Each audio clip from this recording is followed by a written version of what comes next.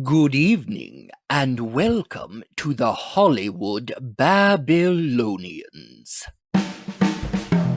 Hello, friends. This is your happy Hollywood history host, Mr. Ben Burke, here with my brilliant friend and co-host, Miss Hallie Platts, for part 2 of the production history behind Joseph L. Makowitz's backstage dramedy, All About Eve, from 20th Century Fox in 1950, starring Bette Davis, Anne Baxter, Celeste Holm, George Sanders, Gary Merrill, Thelma Ritter, Marilyn Monroe, and Hugh Marlowe. Only on the Hollywood Babylonians. So she immediately got in touch with Edith Head, and she exhausted herself over this period up until she started filming Eve, because she would go work all day long on the payment on demand set, and then she would go to Edith Head at Paramount. Edith Head was under contract to Paramount at this time, and they would work on the dresses for Margot.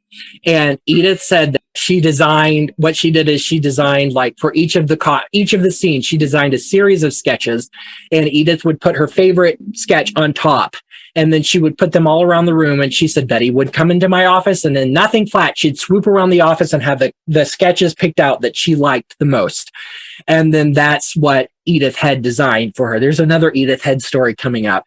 But anyway, yes, I think she did a fabulous job designing for her in this. Oh, it's fantastic. Mm-hmm. It's fantastic. And it won the Oscar. I saw this. Yes. I did my little Oscar research, and yeah, the costumes, they don't need to be showy, which makes sense for the world of theater too, because for as showy as theater is, the clothes aren't. And then you also, like, Eve is very unassuming. Yes. And then by the end, with that ending shot, which I could go off about because it's a perfect shot. But with the young teenage girl putting on it's basically a coat, right? Or it's kind of a poncho, a shawl or whatever. Yes. I mean, like that's wrap. everything. It's everything. A wrap. Yeah. Or a cape. But that's everything. And And also, I mean, you've got all the men's costumes as well. You've got that's a lot going on. There's a lot there. Right. I'm no costume expert, but yeah. Well, no. I'm not either. I can look at a costume and be like, oh, it's gorgeous. But, someone who really knows costumes can really talk about them. I know that it was perfect that Edith had designed all of Betty's costumes for this film, because Charles Lemaire designed all of the other costumes, because Betty is a character of her own. Makowitz said she walked through the film like a bonfire. She was blazing the entire time. She's the one that stands out, and that character is so independent of everybody else. So that was perfect that Edith had designed all of the costumes. Now, the reason that they were on such a time crunch, was first because they thought it was going to be Claudette Colbert. She broke her back. They had held out. They had offered it to several different women. So Betty and Edith were on a time crunch because they had rented out the Curran Theater in San Francisco. So all theaters that are supposed to be shot in the Broadway Theater and All About Eve were actually shot in a theater called the Curran Theater in San Francisco, which still exists. Broadway tours still go through the Curran, but they only had it for 2 weeks. So Edith had to have all of Betty's costumes for the Curran Theater ready by the time that they started shooting in like a week's time. And then the Ethel Barrymore was considered briefly in New York City, but it would have been way too expensive to fly everybody to New York and put them up for that long. So once the script was complete, it was sent to the casting department at Fox. Casting department came up with different names, such as Karen Richards. They considered Ann Southern, who had been in A Letter to Three Wives, Shirley Booth, Patricia Neal, Margaret Sullivan, Ruth Warwick, Jessica Tandy, who was Miss Daisy in Driving Miss Daisy, Barbara Bel Geddes, Arlene Dahl, Joan Fontaine, who was actually sister to Olivia de Havilland, who got that suspension clause overturned. Bill Sampson, Robert Cummings, William Holden, Edmund O'Brien, Zachary Scott, Glenn Ford, Montgomery Clift, Ronald Reagan, and Robert Young. I mean, these are kind of long and lengthy lists. A lot of these men are men in old Hollywood that you would consider being cast in this role. But if you took them and you put them with different actresses or actors, it would have made an entirely different film than what we ended up with. But like I said, Joan Crawford was considered by the casting department for Margot, along with Rosalind Russell, Ginger Rogers, Greer Garson, Joan Fontaine, Paulette Goddard, Hedy Lamarr, Gloria Swanson, who was at Paramount making Sunset Boulevard, and Norma Shearer. Zanuck had originally wanted Jean Crane to play Eve. Anne Baxter and Jean Crane were under contract to Fox. Jean Crane was the bigger star because she had just starred in a film that year called, it was Cheaper by the Dozen. And it was the 1950 Technicolor adaptation of Cheaper by the Dozen with Clifton Webb and Myrna Loy, made a lot of money. Jean Crane had also been in Rodgers and Hammerstein State Fair in 1945. She had made a very successful kind of romantic comedy called Margie in 1946. But Makowitz thought that Jean Crane could not handle Eve's bitchiness. So he told Zanuck, I would really love to use Anne Baxter. Anne Baxter had she had been under contract to Fox since 1940 and came to fame in 1946 at Fox, really, because Gregory Radoff, who played Max Fabian in All About Eve, was a sometimes director at the studio and a friend of Zanuck. Gregory Radoff had told Zanuck that he thought that Anne Baxter should play a very important character in a film called The Razor's Edge in 1946, which ended up being a big critical and box office success with Tyrone Power, Gene Tierney in 1946, and Baxter won the Oscar in 1946 for her performance in A Razor's Edge. So Zanuck knew that Baxter would be able to handle it, and Anne Baxter later said she got the role of Eve because Jean Crane got pregnant, which is a possibility also because Jean Crane had 7 babies. She was constantly pregnant. I'm thankful that Anne Baxter got the role of Eve because I thought she handled it. Oh my gosh. I don't know too many people that could do that part. I mean, like really pull it off because you really got to believe she means everything she's saying all the time. Like it's ironic. You gotta believe her when she's lying, and then you gotta believe her when she's telling the truth. Kind of almost the same. And it's funny. It's like, I think what's interesting about Anne is she's not a girly girl. Like she's not Marilyn. Like I feel like nowadays we see someone super a lot like Marilyn playing her. But what Anne brings to the table is kind of almost a every woman aspect. Yes. Where you're like, oh, this person could pop up and go away from a place and leave it turned upside down but get away with it, right? And there's not a lot of and actresses aren't usually allowed to do that. So it's pretty cool that she was and they didn't glamour up too much, which I appreciate. I don't know whose choice that was, but she's very unglamorous. She's very just kind of nice girl, but also kind of, I don't know how to say that. This is going to sound like not a compliment, but it is a compliment. It's like she's bland enough where you believe her. She's not Betty Davis, but she's also not Karen.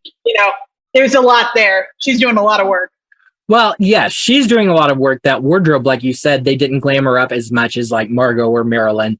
Even Karen's a little, I hate to call her dowdy. She's a little bit more down to earth. She's not as over the top as Margot or Marilyn is. But Anne and Sam Staggs, who wrote the book that I got majority of this information from, also said that Anne Baxter's dowdiness, like her downplaying of all of her costumes, is a little, he calls it, this book was written in 1999, mind you, he calls it a little bit butch. So he said that this downplaying of her costumes played into the lesbian aspect of Eve, if you will. So I think that's fair. No, I totally think that's fair. I think that's seeing 1950s version of that is very interesting as well. But she's got a lower voice, I guess you could say. She's got the short poodle cut. Yeah, she does. Yeah. I mean, she looks great. Don't get me wrong. She does. But no, she is downplayed in a really interesting way that makes sense to be able to get away with this. Yes. That not saying that in any type of bad way. I'm just saying like you could believe she could get in and out. Right. She would. Yeah. So that's interesting. She's a stunning woman for sure. Yes. And all of what you just said. And if you want more Anne Baxter films, she was in The Magnificent Ambersons, I believe, which is 42 or 43. That was Orson Welles' second film in Hollywood. Oh, yeah. And that was originally a 2.5 hour masterpiece, and then RKO cut it down to 80 minutes. And then that footage was lost forever. So, but then also, have you seen the 10 Commandments? Yes, of course. Okay. Yes. And Ann Baxter plays Ramsey's wife in. No way. Wait, she's the one who who Moses is into for half the movie, and then she marries Ramesses. Yes. Oh my God. I had no idea that was the same woman. She is playing such she is so over the top in that movie. In a way that she's totally underdoing it here. That's so cool. Yes. What an amazing lady. Wow. Yes. So she was fantastic. Okay, so I have to talk a little bit about George Sanders. So he was born in 1906, July 3rd of 1906 in St. Petersburg, Russia. And he was the son of a rope maker named Henry Sanders. According to George Sanders, his parents were relatively well off. But in 1916, they fled the country because of the Russian Revolution. And according to, I think it was a 1990 biography called George Sanders: An Exhausted Life, this biography alleged that family members' recent disclosures indicate that Sanders' father, Henry Sanders, was the out-of-wedlock son of a Russian noblewoman of the Tsar's court and the prince of the House of Oldenburg, who was married to a sister of the Tsar. At the time of Henry Sanders' birth, the Anglo-Russian Sanders family were living at St. Petersburg. The mother, Dagmar, was a lady-in-waiting to the Dowager Empress, and it was said to be thought this connection, Henry came to be adopted by the Sanders family. So it's been speculated over the years that George Sanders, which I honestly wouldn't be surprised if he was a member of the Russian noble court, before it was overturned. I mean, he could be part of the Russian court easily. Oh, so easily. Oh, yeah. In 1916, his family moved to Great Britain.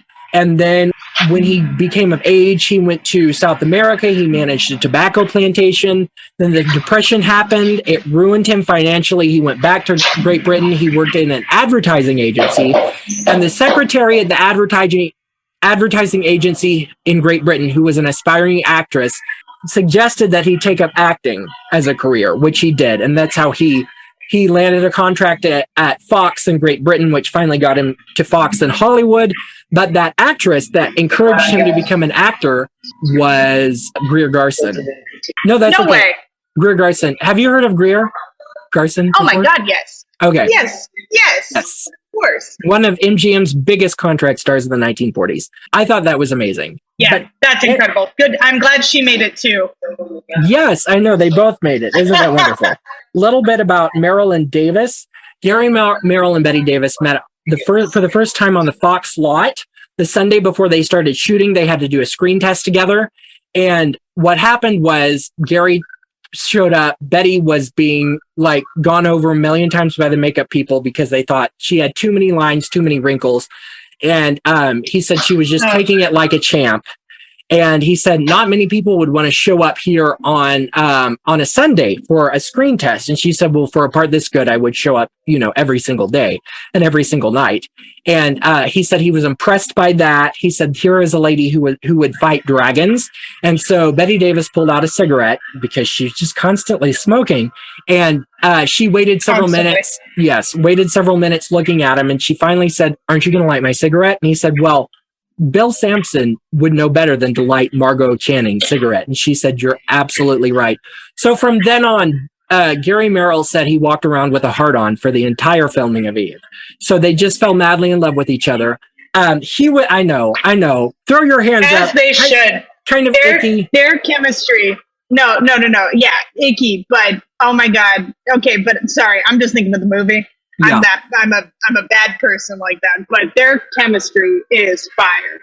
That phone call scene is wonderful. I think that might be my favorite scene in the entire film because you just really are sold on. Oh, for sure. You got to have that scene to get the whole rest of the thing. And yeah, exactly. No, that blew my mind. because that's the first scene that you realize, oh, Eve is kind of manipulating the situation to her benefit. They fell madly in love. Celeste Holm said that the bed on the set in the Curran Theater of Aged in Wood, when they were shooting in that theater, after lunch, that bed was always ruffled, always messed up. Everybody knew that Gary and Betty had been playing around on that bed. And Betty said, shit. Yes. Betty said that, well, and they were both married at the time. Betty said that. Yeah, they were. Yeah, she knew. Betty said that they were both kind of confused whether, it was in their real relationship, whether it was Bill and Margot who were in love or Gary and Betty who were in love. They had difficulty separating the characters out from the real people. And she said, thought that's what actors say. Yes. No, I'm kidding. Well, but yeah, actors would say that. That's such an actor thing to say. Yes, I know. With their relationship, they got a divorce in, I think, 1959. And she said that's the problem that caused that. She thought that was the true root of their problem in their relationship, is what caused the whole thing to figure out like that. So anyway, that's unfortunate. But yes. No, I'm mostly kidding, but also that's so actory to be like, we were super into character. It's like, yeah. Yes, sure. We didn't know. Cool. Whatever makes a good movie. Yeah, exactly. I guess whatever makes a good Oh yeah, whatever makes a good movie. And yeah, it did. It made a great movie. It made some great on-screen fire. Yes. Yeah, it did. Those scenes would not have worked as well had they not been truly, I think, horny for each other, if you want to call it. No. I mean, their chemistry is out the wazoo, and like they are the couple you're rooting for the whole time. Even though I'm rooting for Karen. I don't particularly like the other guy, the playwright guy. Yeah. I don't even care to know his name. No, I'm kidding. But I just genuinely don't remember. But no, I'm not as much rooting for them as I am for Bill and Margot. Yes. And also very cool that she is 40 and he is 32 in the 50s. That was very cool. That was very progressive. Well, and she was 42 in real life. Yes. Wow. She was 42 in real life. Robert Osborne said that when he was a child, and he's, Robert Osborne, of course, of Turner Classic Movies, also Ben Makowitz is descendant of Herman and Joseph. Yes. So anyway, Robert Osborne said he saw Betty Davis say, "I'm 40" in All About Eve. She admits her age, and he said, "My God, I'm never going to see her again," because at that time it was considered the expiration date for Hollywood actresses was 25.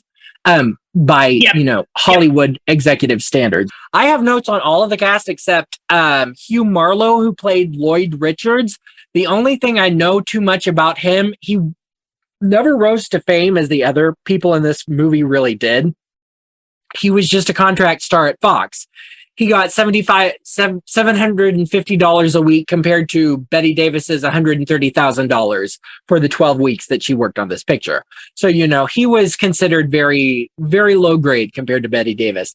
But Celeste Holm, so you may not know this, I love Celeste Holm. In my opinion, she did not make enough in Hollywood. She was in love with Broadway, just absolutely obsessed with Broadway. Celeste Holm really came to the industry of entertainment through Broadway. She loved Broadway. That is what she did. She came to the attention of all major motion picture studios in 1943 when she was in the original Broadway cast of Oklahoma, and she played Ada Annie. Isn't she perfect choice for Ada Annie? Her? Yes. Oh my God, that was her. Yes. She was phenomenal. So she came to Zanuck's attention in 1943. Zanuck offered her a contract, and he offered her a screen test. She put him off until 1944 because she wanted to be in Oklahoma on Broadway. She loved doing stage work. So in 1944, she finally took a break from the show. She traveled out to Hollywood, and because she was so wonderful, she had gotten such great reviews in Oklahoma, as well as other Broadway shows she had done. They gave her a $2,500 screen test, which was a lot of money at the time because they had such faith in Celeste Holm. They photographed her in black and white. They photographed her in Technicolor, and they used some of Fox's biggest stars to star along with her in this screen test. And they thought she was amazing. Zanuck offered her a role. supporting role in one of their bigger films in 1944. She turned it down. She said, "You know what? I did not like the process of making that screen test. I don't exactly like film, so I'm gonna back off," which pissed him off because he spent $2,500 on that screen test. Also, it was directed by Gregory Ratoff, who played Max Fabian in All About Eve. Gregory Ratoff also directed films for Zanuck at Fox, as well as starred in them. Zanuck continually pursued Celeste Holm, and she later said she found out Zanuck pursued her so hard because he did not want Louis B. Mayer over at Metro to get her. Louis B. Mayer was also pursuing her. Finally, Zanuck offered her the most money, and in 1946, she made a film at Fox called Three Little Girls in Blue, which critics said she had a small supporting role, but critics say she stole the movie, said at the time she stole the movie, so she got a big long-term contract.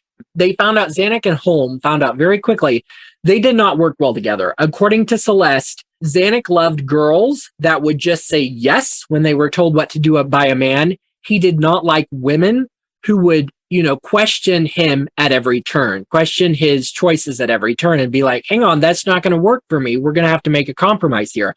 He did not like women who worked like that. So he suspended her at one point. He did give her a role in Gentleman's Agreement with Gregory Peck. Have you seen that? I know it. I know that one. Is that where is she the maid? She's not a maid. She's a newspaper reporter. That's the one. Okay. All the Gregory Peck romances kind of blur together, but I definitely know. Yeah, I've definitely seen it. Are you thinking of Valley of Decision with Gregory Peck? Yes, probably. Yes. And Greer Garson. One of my favorites. Yes, it's so wonderful. That's it. It's Greer. I'm definitely like the worst for not remembering that was Greer, but it struck me they kind of look similar in my brain. Maybe I'm wrong. They're both oh great. My God, yeah, no, I'm definitely thinking of Valley of Decision. Yes. Okay. I'm so impressed that you see that movie. But anyway, she was in Gentleman's Agreement in 47, and she won Best Supporting Actress at the 1948 Oscars for Gentleman's Agreement. So she gained some clout at Fox working, and she starred in a very kind of prestige picture with Olivia de Havilland in 1948 called Snake Pit. She made several different, I think she was in a film called Bells of St. Mary's with Loretta Young in 49, where she played a tennis playing nun. So in 1950, I think she was like one of Makeowitz's top picks for Karen. And she had done a lot of voiceover work for Makowitz the previous year in A Letter to Three Wives. She plays a character that you never see on screen. You always hear her in the background. So he had wanted to star her in a vehicle. All About Eve was it. She was one of his top picks, even though the casting department had offered up a whole bunch of different actresses' names. So that's how Celeste Holm got in Eve, really. And after she made All About Eve, shortly after, I think she was loaned out to United Artists, maybe. It was a lesser studio that wasn't as great as Fox. Fox, Warner Brothers, and Metro were the top three studios in Hollywood. After she made Eve, and she had been nominated for a Best Supporting Actress Oscar, Zanuck immediately lent her out to a silly little kind of romantic comedy. So that pissed her off. So she left and went back to New York and broke her contract with Fox and started starring in a bunch of Broadway plays until 1955, when the studio system had calmed down a bit, and she came back to star in the romantic comedy The Tender Trap with Frank Sinatra and Debbie Reynolds, which is wonderful. It's a little bit sexist, but overall, the point to her character is an amazing arc that I think everybody should have, which is knowing your self-worth, is what she comes to at the end of The Tender Trap. And then she made, in 1956, the MGM musical remake of the Philadelphia Story called High Society, with Grace Kelly, Bing Crosby, Frank Sinatra. And then she kind of came in and out of movies, but for the majority of the time, she wanted to be on Broadway. And that's where she was. We've gotten through the majority of the casting. We still have to talk a little bit about Marilyn, but that comes a little bit later, because most of Marilyn's stories and how she got there kind of happened on the set of All About Eve. Really? Interesting. Yeah, I mean, a lot of it is hearsay from people, because at the time, Marilyn was not a big star, so nobody paid much attention to her.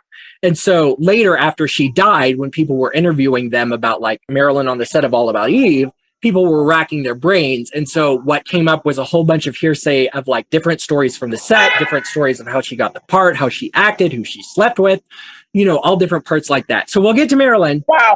Real quick about Celeste. Sorry, real quick. Yeah. Real quick. It's a shame Celeste Holmes didn't make more movies.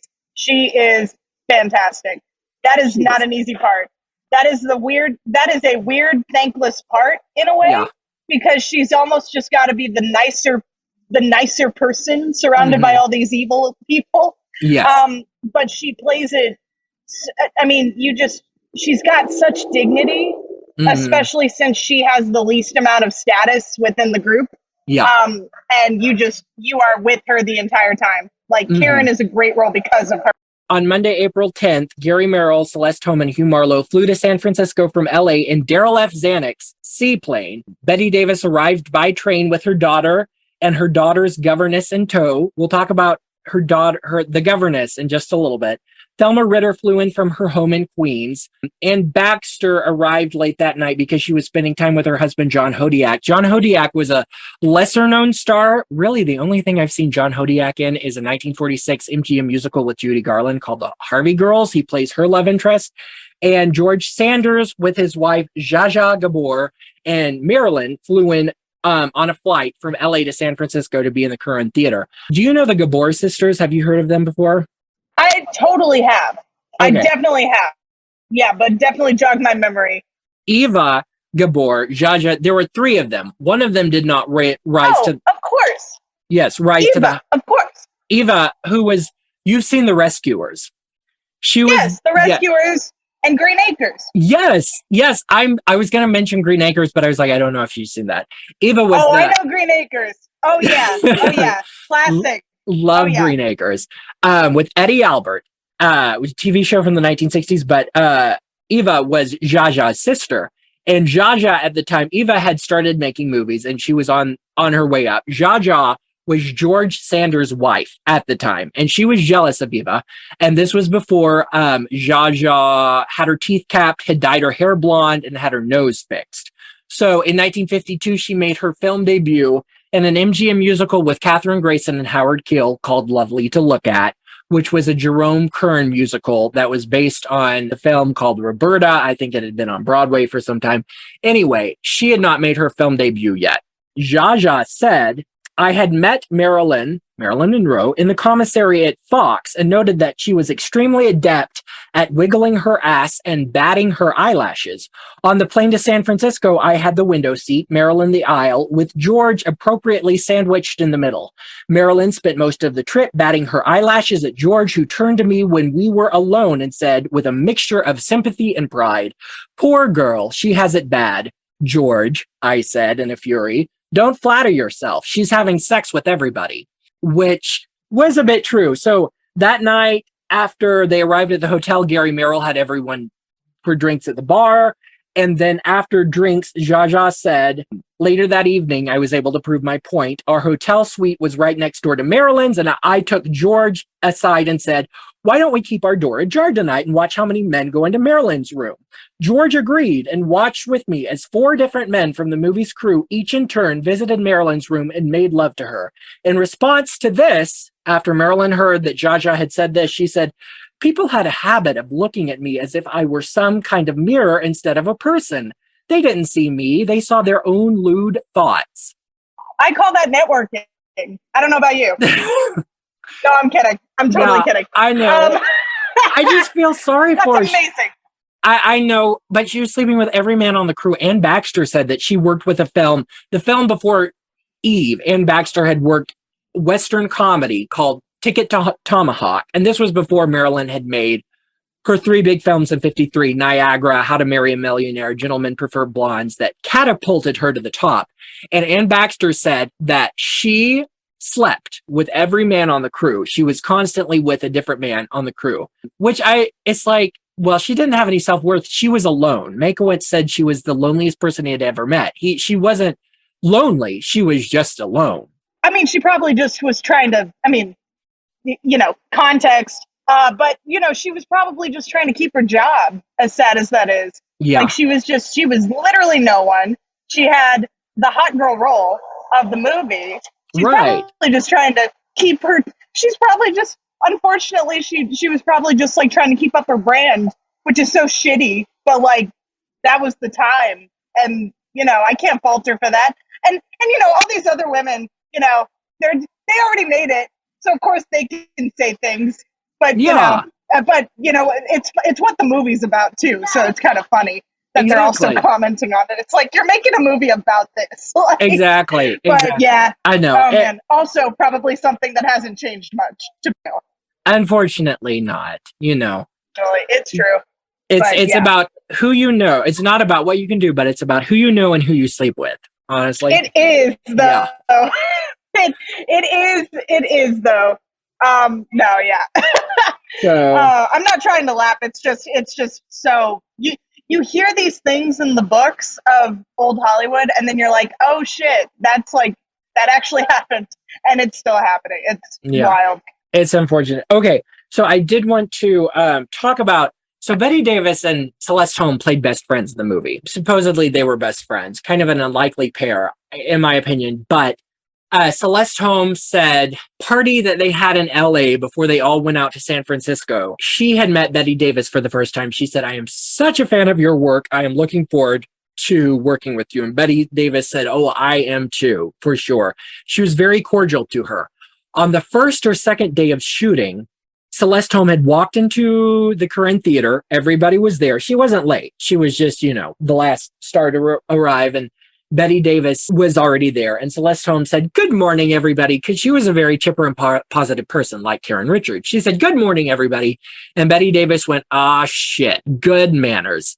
And Celeste said, I never talked to her again because she was just kind of hateful to her. That's fascinating.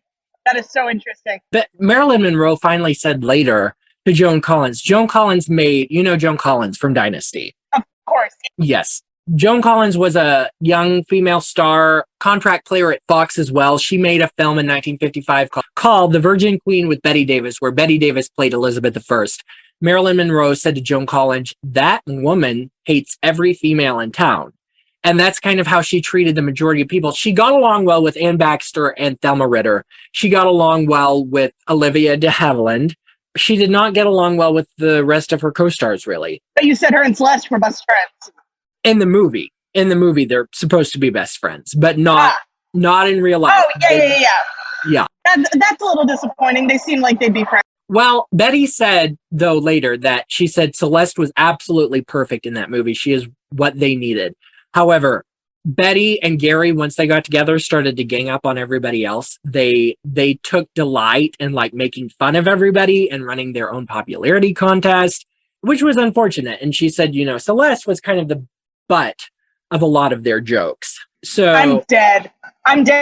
That's again, this is literally a movie about the senior theater kids. I know. Of a group hanging, and then so Celeste is like the junior. That's perfect for the part. Right. I can't. That's amazing. So and Marilyn's the freshman. She is. Bless her heart. She's the freshman trying to get by sleeping with everybody. We know how that is, don't we, Hal? Yes, I was that freshman. I am not that freshman. Anyway. Yeah, no, I'm not either. I relate. Just kidding. So I have to say real fast. Yeah, right, Ben.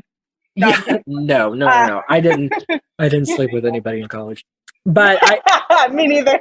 I have to say that, okay, so before I don't have many production story notes. One big last story that I do have to tell was that before we kind of hop into production, Bette Davis, like I said, she had married the man, William Sherry, who was rugged, handsome, beautiful, ripped. All the women in Hollywood envied her. She had her daughter, Barbara Davis, with William Sherry. She had filed for divorce once from him before because she wrote in her autobiography, The Lonely Life, that she feared eventually for her physical safety and for her daughter's physical safety because he was just physically violent. In 1949, when she was making Payment on Demand, the film that she made that she had sold to Howard Hughes at RKO, she had not been on good terms with her husband, William Sherry.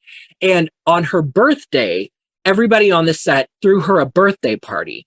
And after the birthday party, after everything had fizzled out, she had gone back to her trailer to have drinks with her good friend, Barry Sullivan. According to Sullivan and according to Davis, they did not have any kind of romantic relationship. They just enjoyed each other's company. They were sitting there having drinks. Now, what had happened was Bette Davis and everyone involved in that production had not told William Sherry that she was going to have a birthday party on the set that day. So he came looking for her because he was worried for her. And so that night he walked in on them in her trailer having drinks, and he thought that Barry Sullivan was trying to make romantic advances towards his wife. And Barry Sullivan was a somewhat of a popular film star at this time. He beat the shit out of Barry Sullivan. And so Bette Davis filed for divorce the following day, and that was that. Then several days later, right before she was supposed to go to San Francisco to start filming Eve, he came to her house in the middle of the night. He called to her from her front lawn, screaming at her. William Sherry did. And so she came out to the front lawn. She said, I told you not to come back here. And he said, can't we please just talk this out, get back together? The thing that he loved about Bette Davis is because she was loaded. She was one of the biggest stars in Hollywood, and he didn't like to work. He liked to surf. So she went out to the front lawn and said, I thought I told you not to come here, Sherry. He said he would like to come in, work things out, and try to get back together. Betty, very angry at him at this point, said, haven't you heard? I'm making a new picture. You know who with? Joe Makowitz.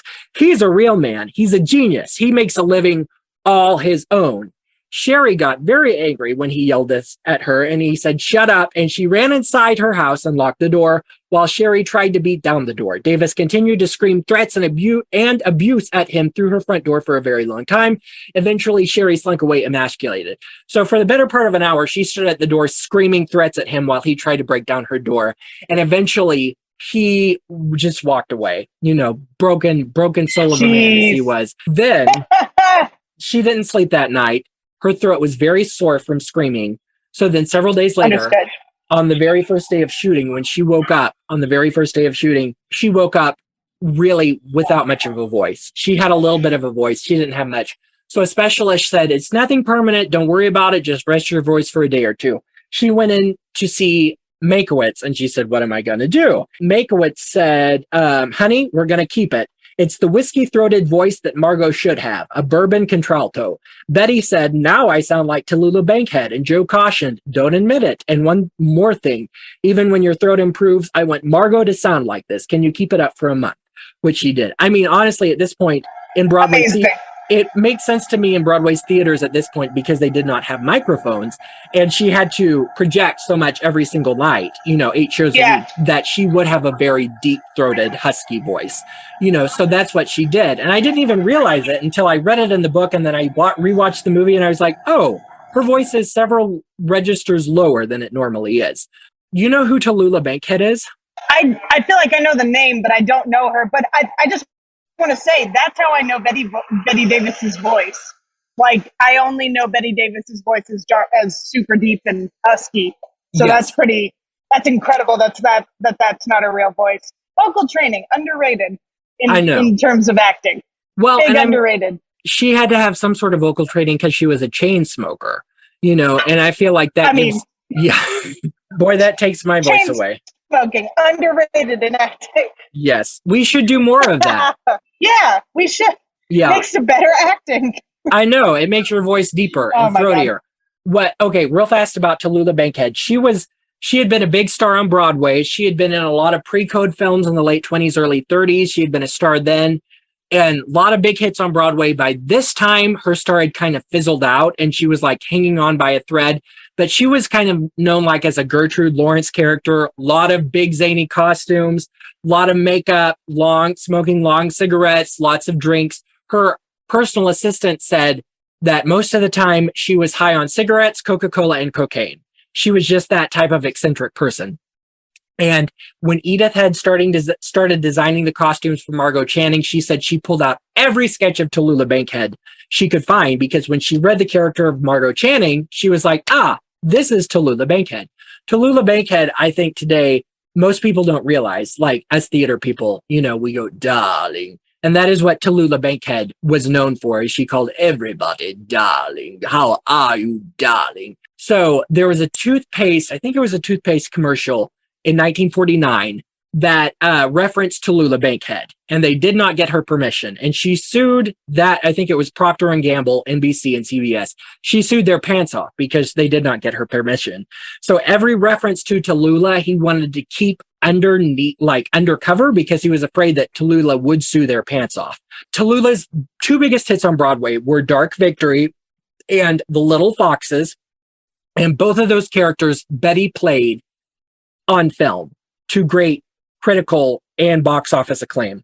It was said, so there was already kind of a rivalry there, like Betty Davis was getting all of the characters that Tallulah played on stage. Also, Hitchcock's Lifeboat is a great film with Tallulah Bankhead from 1942. So you want to know how I just did my quick research on the Wikipedias, and I know Tallulah Bankhead, but here's how. She's a main inspiration for Cruella de Vil. And I always thought Betty Davis in All About Eve was the Cruella de Vil inspiration, but it turns out it's Tallulah who also inspired Betty Davis. So that's interesting. That's like a big meta moment for me. It's all coming together. Isn't you're going to be able to sleep well tonight. They were the same person. Yes. Well, and I mean, I'm going to sleep like a baby. I thought they were the same. I mean, this is what gives me joy. They basically are the same person. They all stem from Tallulah Bankhead. No, you're good. And Tallulah that year also, after All About Eve came out, she started her own radio variety show where she had a lot of different celebrity friends come on this radio variety show to star. And it was always a running joke. You know, why are you feeling bad today, Tallulah? Betty Davis. You know, whatever happened to you? Betty Davis happened to me. So it was always a rivalry that she played up. That's funny. Yes. That's good. She's a good sport. Good for her. Well, no, she really wasn't a good sport because she just kept stabbing. I mean, it was just catty, And in the 1940s, after Betty Davis had made Dark Victory and The Little Foxes, which brought great acclaim to Tallulah on Broadway, Tallulah was at a party of Jack Warner's in the mid 1940s, and Betty was there too. And Betty said everybody was pretty much blackout drunk. A lot of the guests had left. Betty was alone by herself in the bar at Jack Warner's house. Tallulah, right before she left, she came up to Betty Davis. She said, "It looks like you've played all the roles I have. You know, you're getting all my screen credit." Betty Davis said, "It looks so." And then Tallulah said, "And I have to say, I played them so much better." And Betty said, "I did not want to get in a fight with her at that time in the night." So she said, "Yes, you did, Miss Bankhead." And then Tallulah just, waltzed out of the house. That's what you say. You just say, "Yes, you did," and move on. That's amazing. Betty. Instead of like ripping each other's hair out. But yes, so that character was based on Tallulah, and the costumes were all based on Tallulah, and Betty's hair in the film was based on Tallulah. All of the cigarettes, all of that. Anyway. That is so awesome. I really did think this was, because I do a lot of Cruella de Vil research as one does. Because she's the best. She's just incredible. Okay. But yeah. So I have to say real fast too, I know we've been here for like 10 hours at this point, but I love it. Talk to me. I was watching on my Instagram, a clip of Cruella popped up, and I thought, this is an All About Eve story because Cruella overdoes. Yes. Oh my God, it so is. She's Eve. Oh, that blows my mind. Yeah, Cruella is Eve. She sure is. Yeah, Cruella's Eve. Oh my God. That's incredible. I didn't figure that out until just now. Oh, damn. Although I will say, I like Margot a whole lot more than Emma Thompson in that movie. Yeah. Emma Thompson's great. She's just evil. But Margot I like. Yes. I mean, I like Margot too. It's hard to decide who you actually like in All About Eve if it's not Karen Richards. Well, you know what's bad? They're all bad people, and I like all of them. It's like, it's one of those movies where they're all evil to a certain extent. But I think Betty Davis, honestly, is probably the one to credit with Margot, though, because you feel for her. You feel for her pain, and she just wants to be loved. So I wanted to say one thing about hopping back to Gary and Betty for just a second. Gary Merrill said, "There is truth in the idea that an actor's personality is created in the parts he or she plays. My role was that of Bill Sampson, who was in love with Margot Channing, and as the film progressed, I became infatuated with Betty." So, even then they had difficulty setting each other apart. So shooting took place from April 11th, the first week of June of 1950, and not everyone got along all of the time. Betty retorted that there was only one bitch on the set of All About Eve, and that was Celeste Holm. It seemed Betty's belligerent charm and Celeste's bubbly positivity clashed, even though they were supposed to be best friends in the film, which we talked a little bit about. Yeah. Oh, no. Oh, that's funny. That's so interesting. And we were talking about this a little bit at the beginning. George Sanders was one of those actors that was always very pulled back, very relaxed on set, like Spencer Tracy, Claude Rains. Acting is the easiest thing in the world unless you're caught doing it. So he never gave a lot. And Anne Baxter was a performer that was always, as even before she got on set, she was working up with these emotions. She was kind of a method actor. Method acting. And George Sanders was George Sanders was very laid back. He'd sleep in between takes. And so on the last scene that Anne and George were shooting, where he slaps Eve to the bed and, it seems improbable that I should want you now, which is just a great sadomasochistic scene. But Anne said that they did 5 takes and Anne was exhausted and George just stayed very relaxed the whole time. He wouldn't play the part that Mankiewicz wanted him to. So finally, after 5 takes, Mankiewicz called lunch. And after lunch, he pulled George aside and he talked to him. So they did a 6th take. It still didn't happen. Then the 7th take, Anne Baxter said he took off like a rocket and he slapped her as hard as he ever did. And he said it was absolutely perfect, but it took a long time for them to finally work up to that point. That's just a funny little quip that they had. So wow, that's actually very also like British versus American acting. Like American acting is always so, like, for lack of a better word, I guess, over the top, like emotion 24/7. And British acting is like, we've already done all the work. We're just going to show up, sound great, be mad, and walk away. I respect that, but I got to say that it kind of works, him being a little more low key, because for all the timing and everything, like he's the man. He's going to end up winning. He's already won the war, even if she wins the battle, kind of thing. So that works thematically. But yeah, that's interesting. That's hilarious that he slept between takes. God. Yeah. And got paid more. No.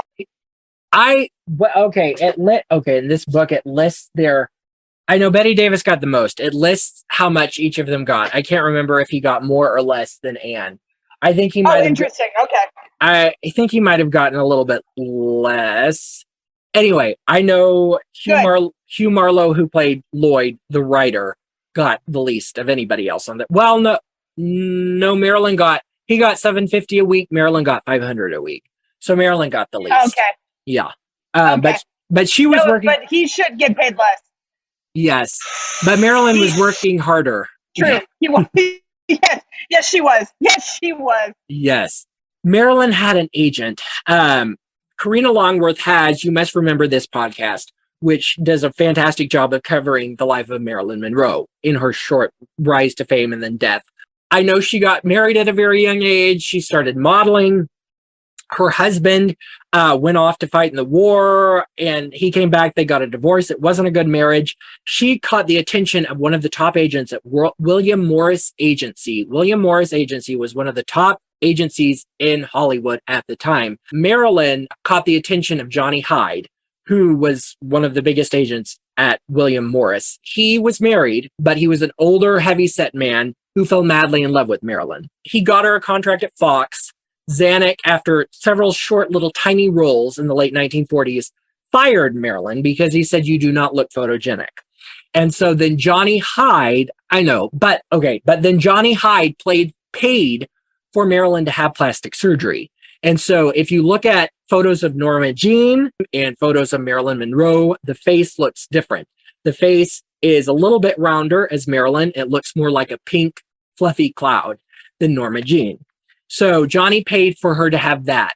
Now, the reason that Marilyn got Miss Caswell, Mankiewicz said she had kind of this ditzy, breathy quality about her that worked very well, but he said he was not going to tear up his contract and storm out of the studio if Marilyn Monroe did not get the part. The reason that she got the part is because Johnny Hyde was haunting Makewitz's office every chance he possibly got, because Johnny Hyde was in love with Marilyn. Johnny Hyde had a lot of clout, and Johnny Hyde wanted Marilyn to star in the biggest pictures that Hollywood was turning out at that point, so her career could grow. So her career was in large part due to Johnny Hyde, who shortly, I think in the early 50s, he had a heart attack and died, but that was after she had landed her biggest film roles and was a stable star in Hollywood. So that blows my mind. Wow. So, and Zanuck did not want Marilyn because he had already fired her for being unphotogenic. But because Johnny Hyde was such a big agent and was in charge of some of Zanuck's biggest stars, Zanuck said, okay, we'll use Marilyn. Now, some different quotes about Marilyn. Just want to slip in real quick and say she nails it. She kicks ass in this movie. She does. Like she, for all the shit she got from, sleeping around and whatever, she is so funny and does so much, and she eats up the screen. And honestly, there's a moment where they're all sitting on the stairs, and I'm wondering, like, why is nobody looking at her when they're looking at Eve? Even though that's no shade to Anne, but just saying, Marilyn is really cool. Like she nails it. She does. She does a fantastic job, and Marilyn in some ways, Miss Caswell. You see, she's manipulating the situation to her benefit as well. Oh yeah. And love it. I love it. All the women do it. I did want to say Sanders said of Monroe in 1970, the year before he committed suicide, he said, and that poor Monroe child, Marilyn. Marilyn was terrified of Betty Davis. During one scene in a theater involving Marilyn, Betty Davis and me, Betty Davis whispered after a shot within poor Marilyn's hearing, that little blonde slut can't act her way out of a paper bag. She thinks if she wiggles her ass and coos, she can carry her scene. Well, she can't. So, and then that's what prompted, Marilyn to say to Joan Collins, she just hates every female actress in town. And then 10 years after Marilyn's death, Makewitz said, I thought of her as the lonely person I had ever known. Throughout our location period in San Francisco, Marilyn would be spotted at one restaurant or another dining or drinking alone. We'd always ask her to join us, and she would and seemed pleased, but somehow she never understood or accepted our unspoken assumption that she was one of us. She remained alone. She was not a loner. She was just plain alone. That's so sad. But that's like a real thing. That's a real feeling. Yeah. When, that's a real feeling. I don't know. Okay, side story. Marilyn was good friends with Shelley Winters in her beginning. Is it Shelley Winters? Yes.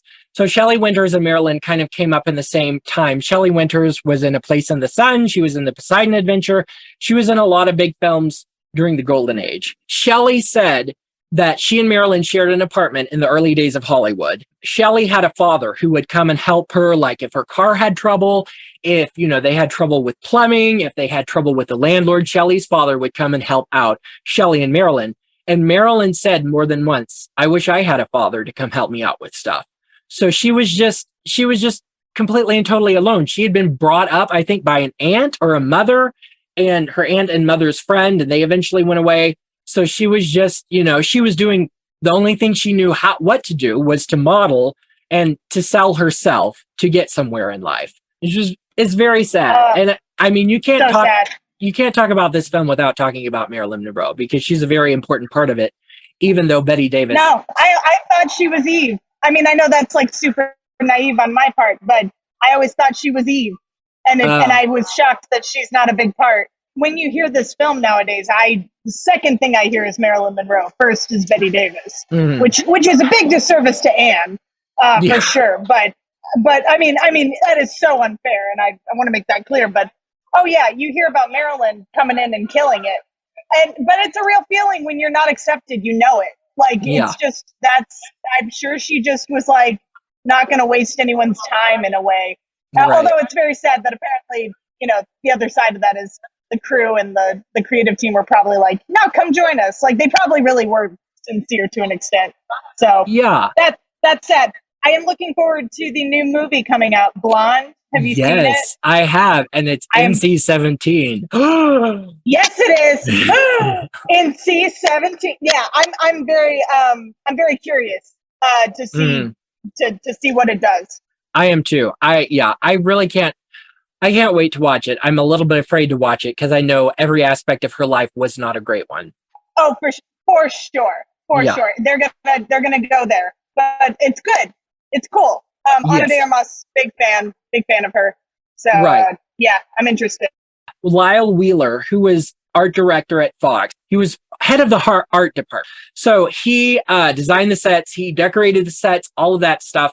One thing that many reviews, contemporary reviews say, you know, the star of the show, besides the fantastic performance, besides the fantastic cast, is this incredibly witty and smart script and how this script is structured. Compared to other films of this time, All About Eve visually is not as stunning. It is not as resplendent as other films that came out of Hollywood at this time. It's not a film that you visually remember unless it's a Bette Davis dress, unless it's one of Edith Head's costumes. And it's almost like it's genius on the part of Lyle Wheeler, the art director, because it's not a film that you go and you watch to remember the gorgeous production design. The star of the show is the amazing performances and the amazing script. And that's all you need to remember about Eve, because that is the star of the show, that what makes it happen. And it's not like Lyle Wheeler was incapable of designing a resplendent looking picture, because he was art director on Gone with the Wind. So he knew how to make a picture stand out, but he knew when to take a back seat when he needed. That's great work. Sorry, that's what makes great work. Also, he had to design those spaces in a way for Betty to walk around, because the whole movie is following her and she walks all over the place. Like that matters. That matters. That's all I'm saying. Yes. Like I said, she was a blazing bonfire. She could not sit still. And like she said, the camera should follow the actor. When you're Bette Davis, it should. I know. And other people like Cate Blanchett, Meryl Streep, you know, the camera should follow them too. They shouldn't have to play to the camera. But anyway, Milton Krasner was cinematographer, and he was well established in Hollywood at the time. The only thing I have on him is he was one of Claudette Colbert's main cinematographers. He knew how to light her. She was the reason that he was on this picture, because Claudette Colbert, I believe it was the left side of her face. She would not let it be shot. She thought it was unphotogenic. So he knew how to light the right side of her face, so you could only see the right side of her face. But, you know, by the time they started shooting, when her back was broken, it did not matter. That's cool. Yes. One interesting thing about Celeste Holmes said about Mankiewicz, and this is true for all of his pictures, she said that he was one of the only directors she knew who cut while he shot. She said you'd be doing a scene and he'd put his hand over the camera and say, cut to this or that. He said, I'm not giving that cutter one frame that I don't want on the screen. John Ford, Hitchcock, William Wyler, and other top directors would do the same, as each studio had their own editors under contract and the director would not be allowed to cut the film. So he knew that the contract editor, Barbara McLean, editors in the time in Hollywood were primarily women, because women were known as being good with details, and it took a lot of details to be able to cut a film and like give a scene to a person, or cut to details, or make sure little details were kept inside the screen. She was well known in Hollywood. There was another one that I can't remember that was big, female editor at MGM, that cut some of the biggest pictures, but I can't remember her name also. I wondered about Sarah Siddons. Have you heard anything about Sarah Siddons? I don't think so. Okay, there's a long, big chapter about her. It was late at night, so I didn't get it on. I didn't get it on because it was late at night. I didn't write about her because it was so late. How dare you? Yes, but I know that she eventually she lived from 1755 to 1831. She eventually became one of the first ladies of the British stage. Mankiewicz was known as loving 19th century actresses, which she was. There were other Irish actresses that he was enamored with, but he based the whole thing around her because, like, he loves Sarah Siddons a lot. There's a whole chapter in the book. Everybody go read All About Eve by Sam Staggs. You can find out all about Sarah Siddons, or just go but read about her on Wikipedia. There was no such thing as the Sarah Siddons Award until a bunch of society matrons in the 1970s in Chicago created the Sarah Siddons Award for great actresses. And funny enough, in the early 70s, Anne Baxter gave Bette Davis the Sarah Siddons Award, as kind of their testament to All About Eve. So once I love it. I know. Oh, that's wonderful. Yeah, I thought that was very sweet. But yes, there's a lot about Sarah Siddons. I've talked your ear off about everybody else in this film. After the film had been edited, it was scored by Alfred Newman, who was one of Fox's biggest contract composers. Like Warner Brothers had Max Steiner, the MGM had Herbert Stothart, Fox had Newman. He used an orchestra of 60 musicians, and it's more like 19th century classical music throughout the entire thing, which I think, is perfect for that witty drawing room comedy feel. But after it had been scored, after it had been edited, Zanuck, usually what happened is then they would send the picture out to preview audiences on both coasts and in the Midwest. And it was usually shown to 3 or 4 theaters. Then the audiences at these preview theaters would fill out cards, what they liked about the movie, what they did not like about the movie. They would rate it. And then from that, they could gauge on how successful the movie was going to be, what kind of different changes they needed to make to the movie to make it sure it was as successful as possible. Zanuck, head of 20th Century Fox, had enough confidence in Eve to be able to just immediately send it out to a bunch of entertainment journalists. Originally shown to a bunch of entertainment journalists, I think it was October of 1950. The next day, in all of the papers throughout LA had glowing reviews from everybody. There was a giant standing ovation from all of the entertainment journalists. They continued to clap as everybody walked out. So it was and Bette Davis had received at the end of 1949 for her performance in Beyond the Forest. I believe it was like the New York Drama Critics Award had given her the worst actress of the year for her performance in All About Eve. At the end of 1950, they gave her the best actress performance for All About Eve. Wow. So same movie. Well, no. Beyond the Forest. I'm sorry. She got the worst actress for Beyond the Forest, the best actress for All About Eve. So it was an immediate turnaround. It was big because it was a big comeback for her after all she had been through.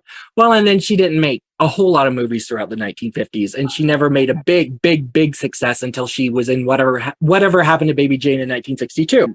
So you're telling me she was the Sandra Bullock of the 1950s? Pretty much. I mean, she had won all of her Oscars in the 30s, had become a box office sensation in the 40s, nominated for Academy Awards for 4 years running in the 1940s. And then all of a sudden, she just became box office poison overnight for the end of the 1940s. And then she came back in 1950, and then she made scattered films throughout the 1950s. And she did not really come back until 62 with Whatever Happened to Baby Jane. And she stayed on top until 64 or 65, and then she kind of faded back into oblivion. So anyway, the story of actresses in Hollywood is just, it's exhausting. But Zanuck showed the film to entertainment journalists. Then it premiered at the Roxy, I believe, on October 13th of 1950. The Roxy used to be a 6,200 seat theater in New York. Movie house. I think at one time it might have been a Broadway theater. It made like $91,000 in its opening weekend, which was huge at that time. There were 4 trailers released. One trailer was the regular trailer showing clips from Eve. The other 3 trailers were scripted interviews with Bette Davis, Celeste Holm, and Baxter. And the interviewer in the trailer would sit down with them and say, "So tell us all about Eve." And then they had this scripted monologue where they'd tell all about Eve. So those were the 3 trailers. At the Roxy, what would happen used to, because it was a 6,200 seat theater, they would do several showings each day. And so people would buy tickets for those showings, and some people would come in halfway through the film and then watch the second half, and then sit and watch the first half out of order. People were always coming in, coming out, crawling all over each other. So Zanuck and Makowitz called the Roxy, and they said, "We want you to open the doors at the beginning of the movie, let everybody in, and then close the doors, keep them locked until the end of the showing, and then you can let everybody out." And there were so many complaints from people because they were not used to doing that after their first week and after they had lost some money because they would not let people come in and out as they please, eventually they let people come in and out as they please to see the movies. Then the movie premiered at Grauman's November 9th. Oh, this is a funny story. So Joan Crawford, who had been suggested by the Fox casting department, on the night of the premiere at Grauman's Chinese Theater, a whole slew of celebrities showed up from all different studios. Everybody in the cast showed up except Gary Merrill, who was filming a new movie in Germany, and Celeste Holm, who had already said "Hasta la vista" to Zanuck, gone back to Broadway. So Celeste was not there, and Gary was not there. Betty showed up to be interviewed at the beginning of the premiere. Then she did not stay for the movie because she said she did not want to sit through it by herself. But then afterwards, Zanuck threw a big party at Ciro's, which was a big Hollywood nightclub, for the cast and crew of All About Eve after the movie premiered at Grauman's. And Betty was sitting there the end of the night, and all of a sudden, there's this big hubbub at the front of Ciro's, and she could see the starlet come in wearing this red brocade gown with a full-length mink coat, upstaging the entire thing, pulling focus all from the stars of All About Eve. And then this star comes over to Betty Davis, and it's Joan Crawford. I'm dead. Yes. And so, of course, according to the papers, they exchanged warm words. They kissed each other's cheeks. They gave each other a hug. But Betty Davis, according to her mother, under her breath went, "Oh, Christ," when she saw Joan Crawford coming up. So anyway, and Betty was nominated that year. Joan Crawford was not. Joan had made 2 big pictures. One, The Damned Don't Cry at Warner Brothers, and then at Columbia, Harriet Craig. I recommend both. We do not have time to go and talk about both of them right now. Yes, I mean, I have some stuff about the Oscars. Do you want to talk about that? Oh my gosh, you just jump in wherever you see fit. So this was a huge year. This was freaking Sunset Boulevard, yes. Born Yesterday. Those are kind of the big ones. And then there's also Caged.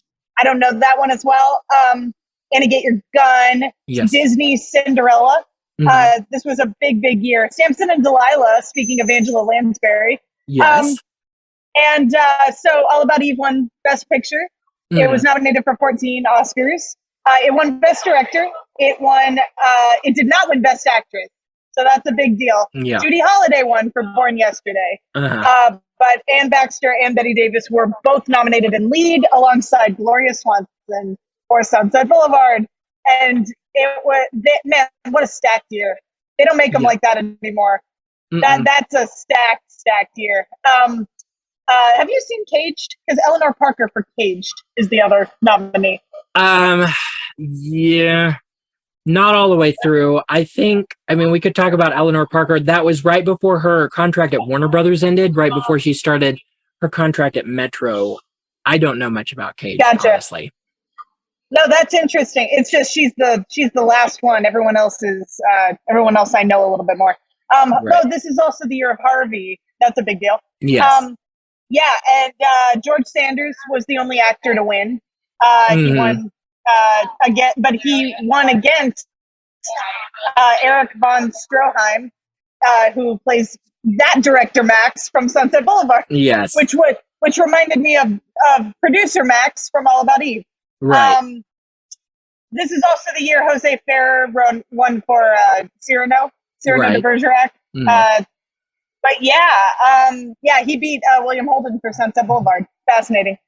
Yes. So it won Best Screenplay, and then Sunset Boulevard won Best Story and Screenplay. So I guess they used to separate categories like that. It did not win Score. That went to Sunset Boulevard. I think that's a fair loss. It did win Sound. It won Sound, a very interesting win. Art Direction went to Sunset. It was nominated for cinematography, but it did not win. And Edith Head won costume design in both black and white and color. So that's pretty incredible. That's what I got in terms of the Oscars. So it's a giant year, but a really interesting bunch of wins. It's good that it won director and motion picture. I think if it's going to get anything, including script, I think script, director, and motion picture, that would be a real bummer if it didn't win that trifecta. But I know. Yeah, well, like I said, go ahead. Well, and so, it was up against Sunset Boulevard, which I feel like is an equally just as phenomenal film. And it's unfortunate that both of those had to be up against each other. Sunset Boulevard was supposed to be released the previous year, but they had problems with editing and it was almost shelved, so they had to push it back a year. So, I feel like if Boulevard had been released the year before, it would have won the year before over A Letter to Three Wives, and then Eve would have won in 19 anyway. I would totally agree with you.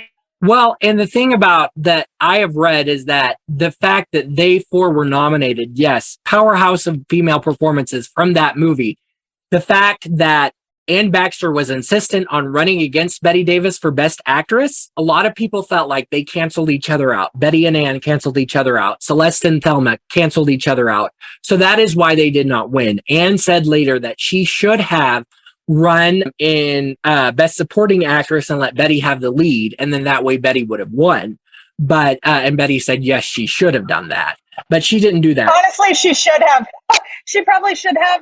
It's better for the history books, I think, that they're leads because they are leading parts.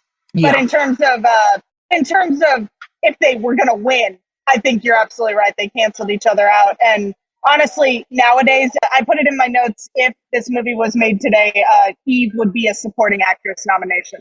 Yeah, she would have. But yeah, it's phenomenal. I know Bette Davis was already making. She didn't show up to the Oscars that night because she was in England making her next film with Gary Merrill, which was Another Man's Poison, and the cast sat up with Betty that night to listen to the ceremony. When Betty didn't win and Judy Holliday won, Betty just said to everybody, she said, "Good, a newcomer won." And she left, locked herself in her room, didn't come out for the next day. So it had to be quite a big loss for her because it was such a big comeback. But George Sanders did win. And Zsa Zsa said that she went to the Oscars with George, and he did not. After he won the award, he went backstage, and then the Oscar ceremony ended, and he did not come back out and get her. Somebody had to come and tell her, "Ma'am, it's time to leave." He had already gone off to his parties.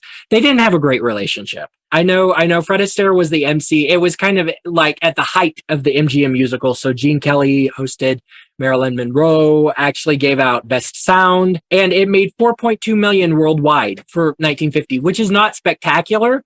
The most successful films, I think, in 1950 made 7 to 10 million, but it was a respectable profit for the type of film that it was, which was, very, very witty backstage dramedy, I guess you could call it. I've run the gamut on my notes. Do you have any other closing remarks? Do I have closing remarks? Everyone should watch this movie. I think it holds up incredibly well. In fact, I think it actually ages really nicely.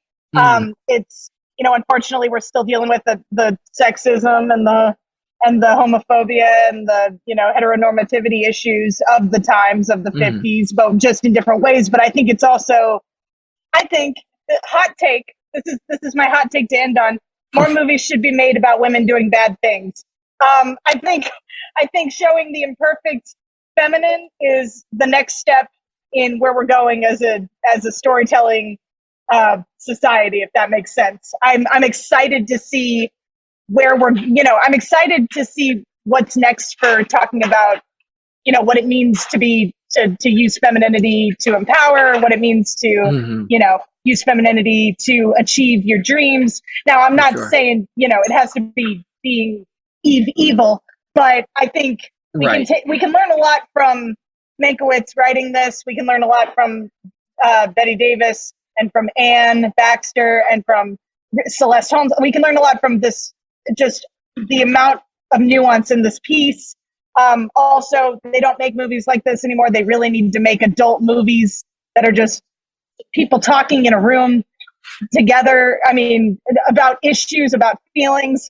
I think we need to give our mid-aged women in Hollywood and on the stage, to be real, better parts like this. We gotta up our game as writers and as producers. And I'll also say something I wanted to add, two funnier notes that I wanted to add in. Bette Davis's Drunk is fabulous. Yes. If you ever want to watch drunk acting, Bette Davis kills it. And Karen's laugh when Margot doesn't want to play Cora is a fat mood. I related to that moment a little too hard. So I do have a story about Margot because Bette Davis had already been tacky to Celeste that night. That day when they were shooting the Stork Club scene, when Karen has to break down laughing hysterically when Margot says, "I don't want to play Cora." So what happened was Bette Davis had already been kind of nasty to Celeste because Celeste hated to sit with a bunch of people and just be quiet while they adjusted lights, the camera angles, all of that stuff. So she had told a story she said something like, the man who invented the Pyrex, I think, tea kettles, stopped making the Pyrex tea kettles when he figured out that people were making martinis in them. And so Gary Merrill and Hugh Marlowe at that table chuckled at that. And Bette Davis looked around the table, then looked at Celeste Holm and said, I don't know how I've come this far without knowing that. And so then at the end of the day, when they had to shoot Celeste Holm laughing hysterically, Mankiewicz shot, they did it in one take, and Celeste on cue just started laughing hysterically and believably. And then after Mankiewicz said cut, Betty looked at Celeste and said, I can't do that. And she said, teach me how to do that. And Celeste said, I will not. And Mankiewicz said, let's do it again, Celeste. And so they did it 3 or 4 more times. And Celeste said she felt that was Mankiewicz just being like, I am so sorry for everything that he's done to you. Let's show her up right now. And that is a great story. That's amazing. That's fantastic. Good for Celeste. That moment, I related. Yes. Oh, I know. And some moments I do want to laugh hysterically. One more story about Edith Head, and then we'll wrap things up. The costumes had to be fitted and created so quickly that they spent 2 weeks in San Francisco filming the theater scenes, and then the rest of the time was spent in LA filming the rest of the movie. And the costumes had been created so quickly. Bette Davis usually did not get to try on those costumes until like the day that they shot the scene. So the day of the cocktail party scene, Belle Sampson's coming home party, Betty tried on her dress, her iconic dress. The original neckline was supposed to be square and the shoulders were supposed to fit over the shoulders. Betty put the dress on. Everything was perfect except the shoulders that were huge and massive and very bulky. And so Edith Head started out of the office and she was like, I'm going to go tell them that we're going to have to put off shooting because we have to fix this dress. I'll take full responsibility. And right as she was walking out of the office, Betty said, Edith, wait. And so Edith turned around and Betty had pushed the shoulders down off of the shoulders. And she said that dress looked fabulous. And that was how that look of the off the shoulder dress for the party was born, because the sleeves were too big. A fantastic, iconic look. By the way, super sexy, mid-age, perfect balance of sexy and appropriate for, what the point of the movie is, because she looks hot. That is amazing. She looked, yes. I'm very, hey, and that's how you get an Oscar in black and white and color. Yes. Which I would say is my new dream, but it's impossible. That's amazing. Oh, also, last thing. Sorry. Yes. This was one of the first 50 films selected for the National Film Registry, and that's really cool. Yeah. That's a big deal. Big deal. Saying a lot. I tried to look if it went to space. I was really trying to look and see if we put it in space, but I can't. Every time I type in what movies are in space, it just comes up movies about space. So I was unable to find that. No, what movies are in space? And then they're like, Apollo 13. I'm like, yeah, all right, fine. I love this film. Thank you so much. I wouldn't have watched it without you, probably. You're the best. I'd say let's keep this going. Also, your radio play was perfection of this. And let's keep this all about Eve. Just let's keep the train rolling. This is excellent. Yes. Oh yeah, it was an awesome movie. And I loved having you on so much. Thank you for sitting on here with me for almost, when did we start? We're almost 4 hours now. Hallie, you're amazing. I don't even care. This flew by. You're incredible. This is the time of my life. I could do this all day. Can I come back, please? For a favor? Of course. But I want to say, because you're really pretty. Oh, well, you are too. You're really pretty.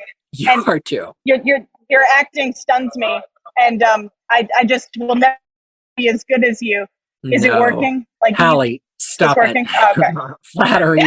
No, you can't do that to me. I'm smarter than Margot. See, I've seen that movie. Oh no! Now it's ruined all of my plight. It's ruined all my plights. Oh well. I have to say to all of our listeners, if you hear something today that you want to add to the conversation, or you feel like it's not completely true, feel free to write into the hollywoodbabylonians@gmail.com. Really long email address. I'm sorry about that. but write in and, add to the conversation. Tell us the fact that you're like, I'm not sure if this is true. Please be kind. If you have another movie that you'd like for us to talk about, write in, give us the title, why you think we should talk about that movie. We'll talk about your letter, your email on the air. Go show some love to like different studios, different physical media boutique labels that are restoring these classic films so we can watch them on HBO Max and Netflix, Hulu, and we can buy them on Blu-ray and we can watch them on TCM in beautiful, sparkling, pristine film prints such as Warner Archive, Kino Lorber. Fox has done some great work, so has Disney. And be sure to and go follow us on TikTok, Instagram, YouTube, and Facebook at The Hollywood Babylonians. Be sure to cinematically scintillate and go out and watch a new classic film. Doesn't have to be all about Eve. Until next time, I'm Ben Burke. I'm Hallie Platt. Thank you for listening to the Hollywood Babylonians.